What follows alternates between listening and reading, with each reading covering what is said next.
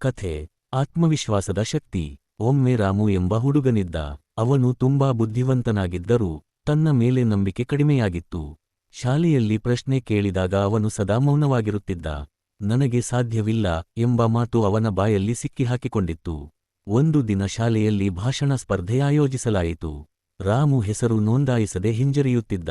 ಆದರೆ ಅವನ ಶಿಕ್ಷಕಿ ಹೇಳಿದಳು, ರಾಮು, ನಿನ್ನಲ್ಲಿ ಪ್ರತಿಭೆಯಿದೆ. ಕೇವಲ ಆತ್ಮವಿಶ್ವಾಸ ಬೇಕು. ಈ ಮಾತು ಅವನ ಮನಸ್ಸಿನಲ್ಲಿ ಪ್ರತಿಧ್ವನಿಯಾಯಿತು. ಅವನು ದಿನರಾತ್ರಿ ಅಭ್ಯಾಸ ಮಾಡುತ್ತಿದ್ದ.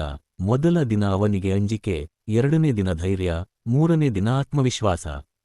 ಸ್ಪರ್ಧೆಯ ದಿನ ಬಂದಾಗ ರಾಮು ವೇದಿಕೆಗೆ ಹೋದ. ಮೊದಲು ಅವನ ಕೈಗಳು ನಡುಗಿದರೂ ಮಾತು ಪ್ರಾರಂಭವಾದ ಕ್ಷಣದಲ್ಲೇ ಧೈರ್ಯ ತುಂಬಿತು. ಅವನು ಉತ್ಸಾಹದಿಂದ ಭಾಷಣ ಮುಗಿಸಿದ. ನಿರ್ಣಾಯಕರು ಅವನಿಗೆ ಮೊದಲ ಬಹುಮಾನ ನೀಡಿದರು.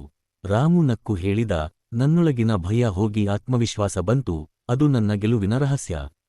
ಪಾಠ: ಆತ್ಮವಿಶ್ವಾಸವಿದ್ದರೆ ಅಸಾಧ್ಯವೆನಿಸುವುದು ಸಾಧ್ಯವಾಗುತ್ತದೆ.